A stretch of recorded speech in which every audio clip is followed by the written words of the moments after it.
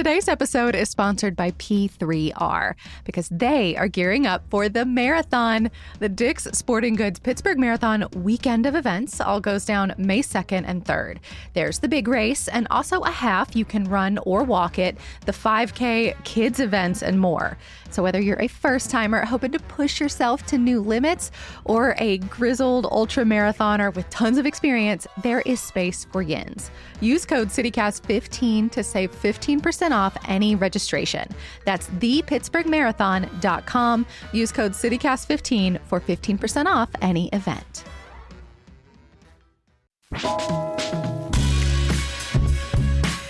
This is CityCast Pittsburgh.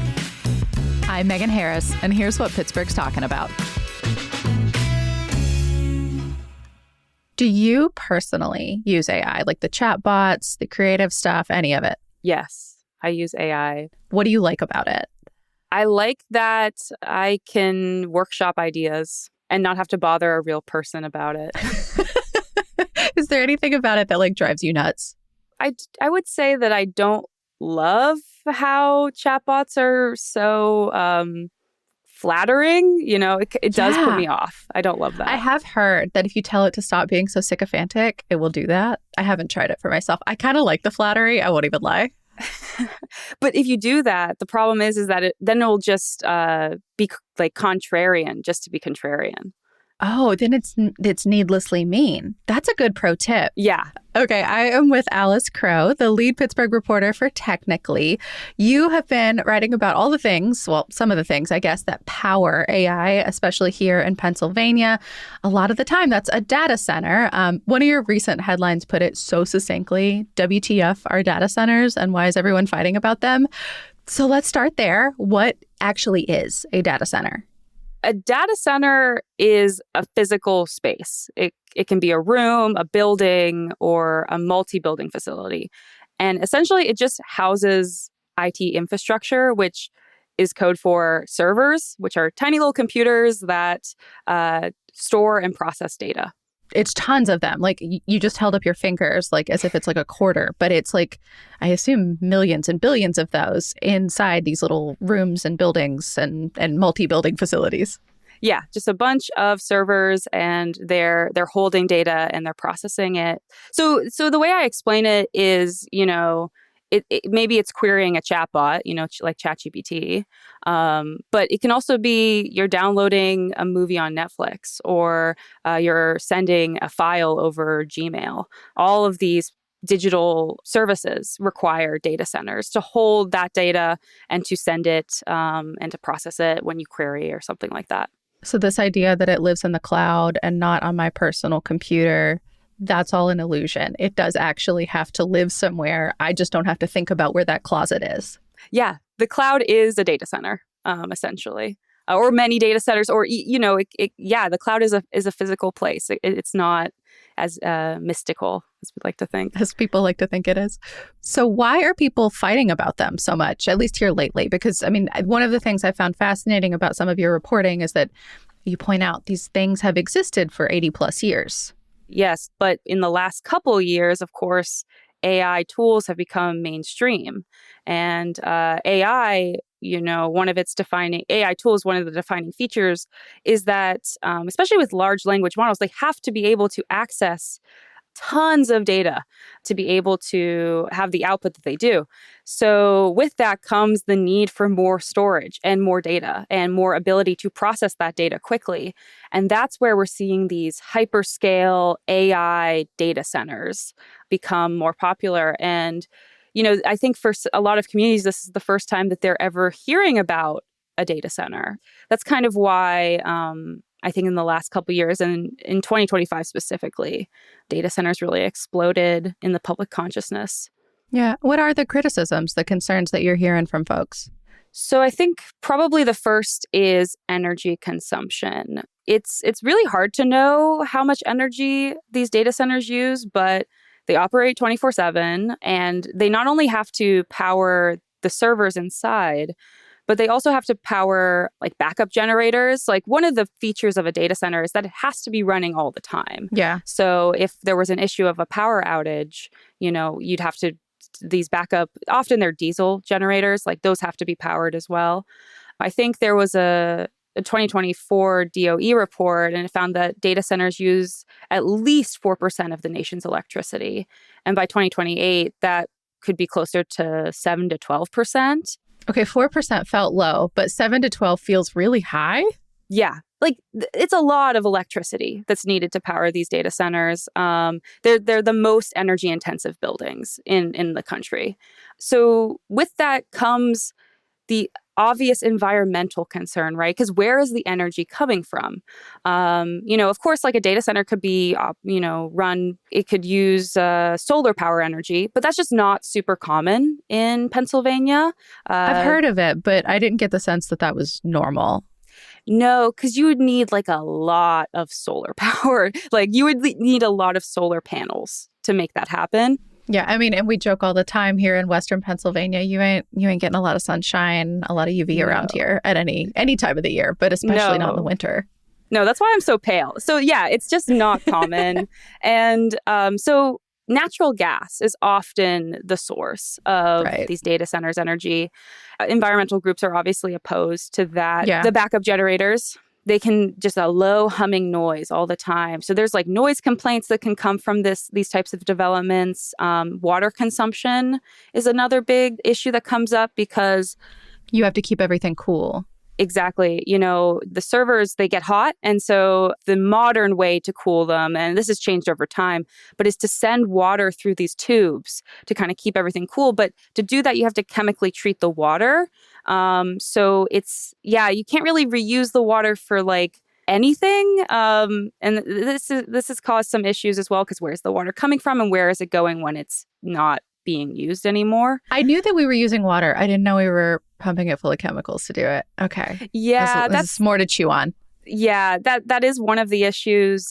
But I will say, there are startups working in Pittsburgh right now that are trying to make that more efficient. Like there's people who are working on these problems to try to make it. Are the chemicals dangerous?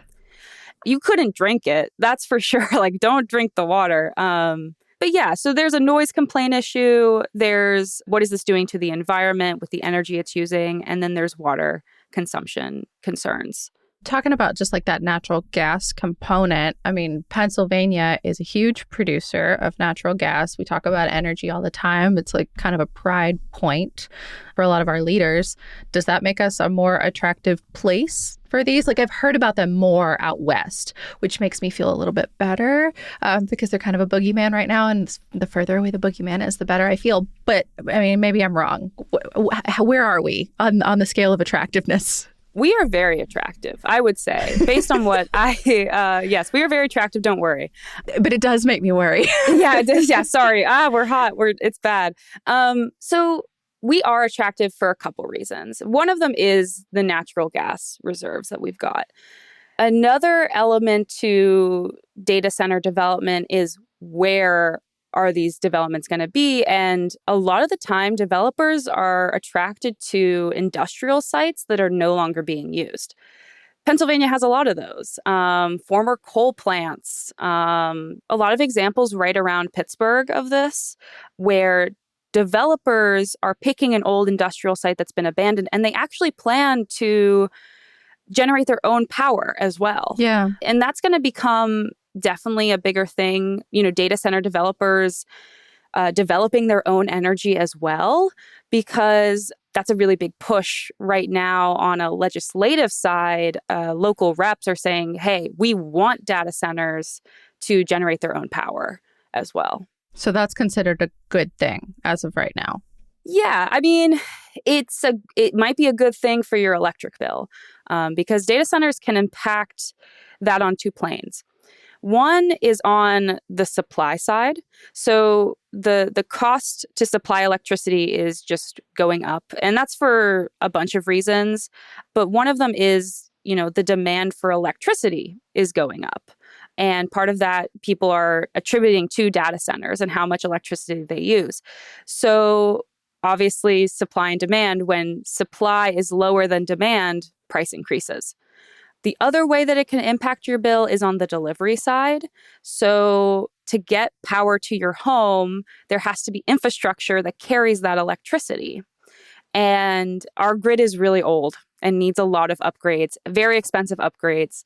And so when a hyperscale data center to power AI comes online, there's a lot more demand to upgrade infrastructure to carry that electricity to them.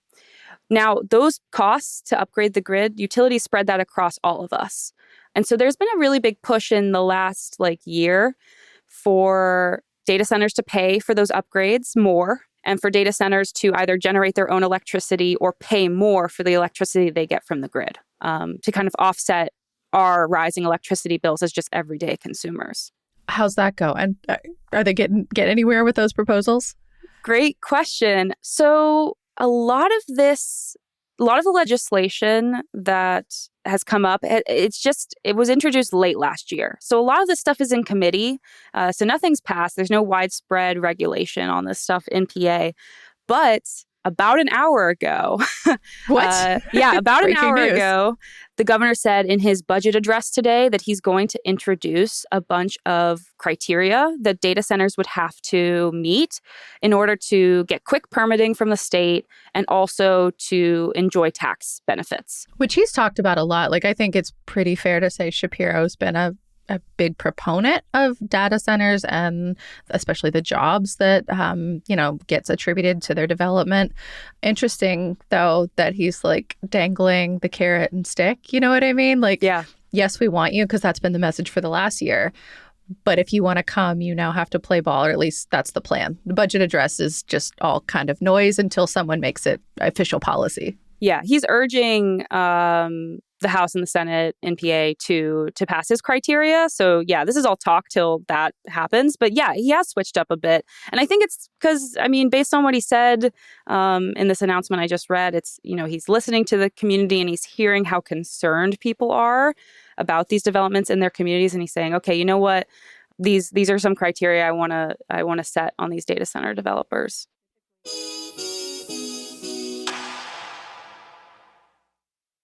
Well, here in Western Pennsylvania, I think we're all pretty familiar at this point with the example of Springdale.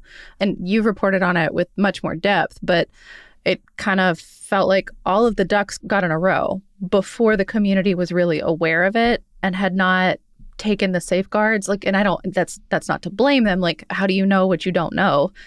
But by the time the community was involved in trying to oppose it, it was kind of too late.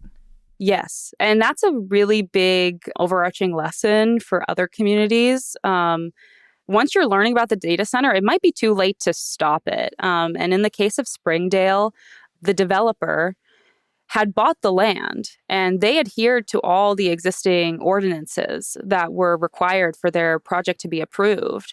And so, yeah, maybe the community says, well, we don't want you. And, we're concerned about the noise and all these other factors. But, if the council in Springdale had rejected the proposal and denied it, the developer would have sued them and they probably would have won. Would it have been worth it to make them sue? To make a major corporation sue a community and bring on all the press coverage and everything that would entail? It just seems like maybe that would have been a gamble worth taking. Yeah, I don't know. Springdale is a really small community, and how much money do you have to pour into a lawsuit like that before it? And that was what the council members were kind of saying. They were like, we could get sued into not existing anymore, was kind of what they're saying, which is a concerning idea. But I think something to keep in mind is there's big stories every day that don't go anywhere. So I think that maybe is a big concern. What would the final impact would have been? I don't know. Yeah. As you're talking about, the developer, the corporation, followed the rules. It's kind of giving me oil and gas vibes, sort of like fracking 10, 12 years ago. A lot of places, it turns out, did not want this near their communities. But by the time they were able to try to, rally to oppose it, there wasn't much that could be done anymore. Yeah, I would say so. Data center projects in Western Pennsylvania tend to have some similar features. One, the natural gas element, them trying to generate their own power. That's a big theme. Another is the business model. So something to keep in mind about data centers is the business model behind them, oftentimes, is a developer finds a piece of land and they go, okay, either there's an industrial site over here that we're going to gut and transform, or we're going to build it up ourselves. But we're going to go in, we're going to transform the land, and then we're going to get tenants. The business that uses the data center is often not the one who develops the data center. Like a business that uses a data center is often just a tenant of the building. And then there is this kind of ongoing theme of communities realizing what's going on a little bit after the fact.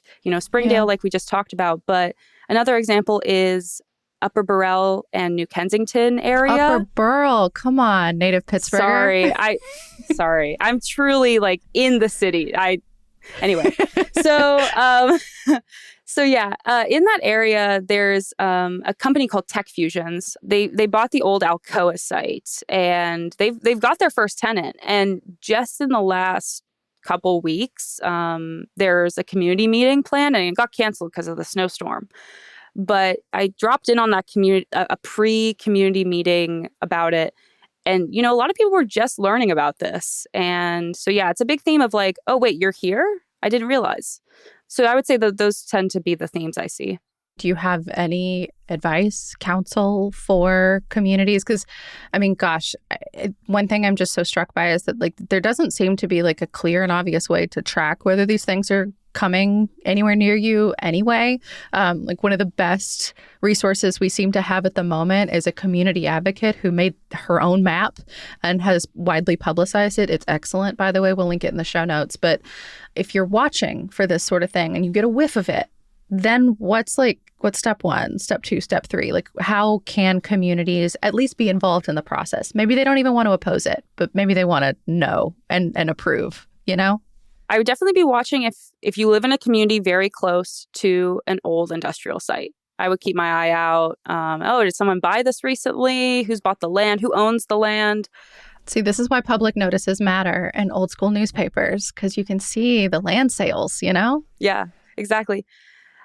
It might be useful to go to your borough council now and be talking with them about, what are we going to do if a developer buys the land and wants to develop a data center here? Are we going to create new ordinances? Are we going to do something like that? Mm-hmm. But to be honest, I'm not really too familiar with what else you could do. It definitely reminds me of the not in our backyard movement, where, there are people who are like, no, not here.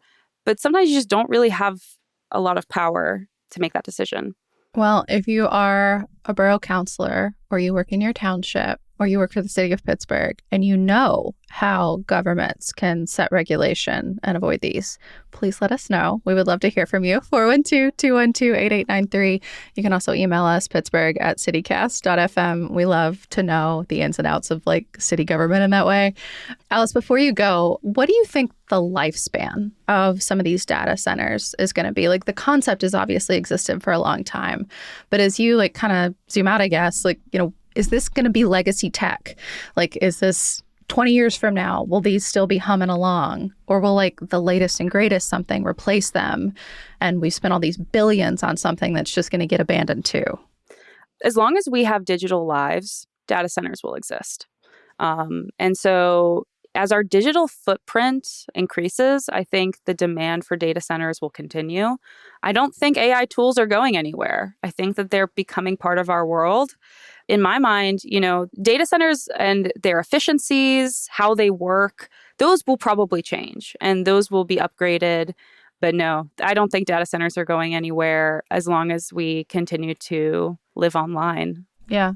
And the buildings themselves, you think they have staying power? I guess maybe. So I think that comes down to like looking back at the business model, right? If for some reason, we stop investing in those companies, perhaps that could change it. But that might be too optimistic. I'm not totally sure. I don't know. Are there any positives you think we should know about the idea of a data center coming to a region near us? So the two main benefits that are always talked about when a development like this is coming to town is let's end in a positive place if we can.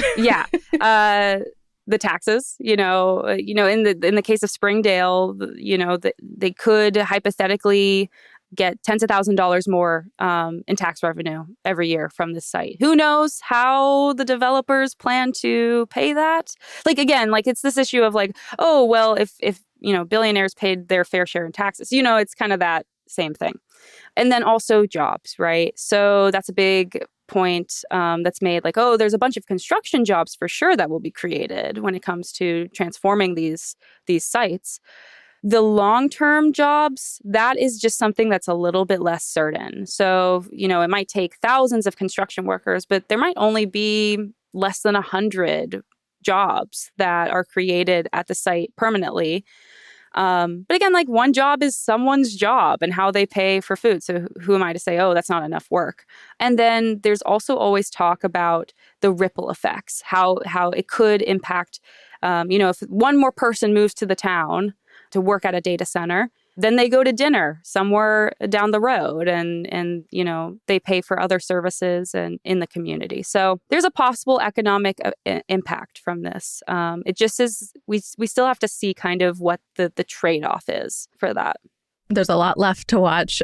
Alice will be watching your reporting at Technically. Thank you so much. Thank you. Thanks for having me. That is all for today here on CityCast Pittsburgh. You can support us by becoming a CityCast Pittsburgh neighbor. There's a bunch of perks and swag. You can find all the details at membership.citycast.fm. We will be back tomorrow with more from around the city. We'll talk to you soon.